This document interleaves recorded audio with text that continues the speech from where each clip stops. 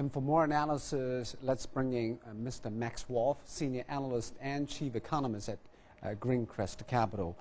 Well, good evening, Mr. Wolf. We are seeing at this year's meeting an emphasis on more macroeconomic policy coordination between the world's two biggest economies. We know the U.S. has just got out the bottom of economic recession and China's economy has been slowing down. So what kind of coordination the two countries can make?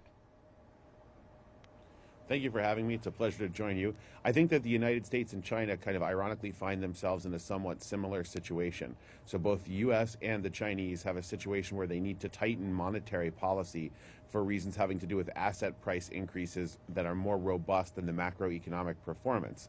So even though we're kind of more trying to dig our way out of a recession, and the Chinese economy has managed a very good period of performance recently. So we're kind of in opposite situations. We're also very similarly, we need to relax asset price increases without weakening our macro economies.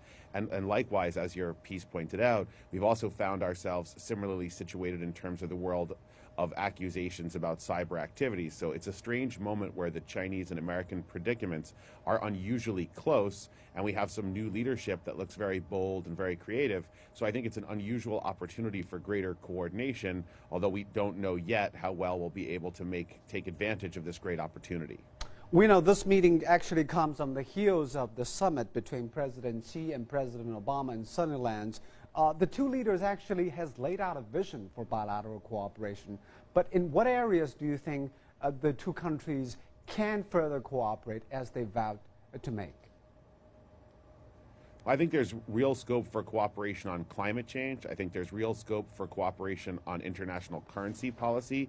I think there's real scope for cooperation perhaps on global stimulus packaging, although that's probably a little bit less likely. And I also think what we're seeing, which is good, is that some of the less important and more contentious issues having to do with maritime disputes in the East and South China Seas, et cetera, they've more or less dropped off the agenda because there are bigger, more important things. And the good news is those are the macro, those are the international cyber, and those are the various climate change related policies. And there is scope, new leadership in China, a spirit of some cooperation inside the United States. And I think the worst meetings we've historically had were the ones where the United States feels the need to unproductively scold China. And that's avoided in part now because we were just proven to the world to be more guilty of what we usually accuse the Chinese of than the Chinese probably are.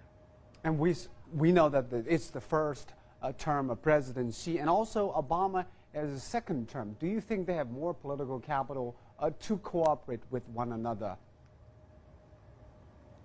Well, I think that the new leadership in China has a bold mandate. The society, indeed the world, is looking to China for leadership right now. And there's every indication that we will get an interesting sort of pivot, a slight shift in leadership.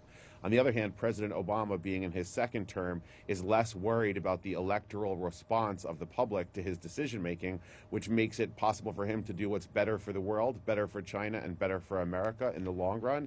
And that is get rid of the more ridiculous accusations against the Chinese and build the real economic cooperation that Chinese and American economies and citizens will rely on for the 21st century. All right. Thank you very much, Mr. Wolf, Chief Economist from Greencrest Capital. You.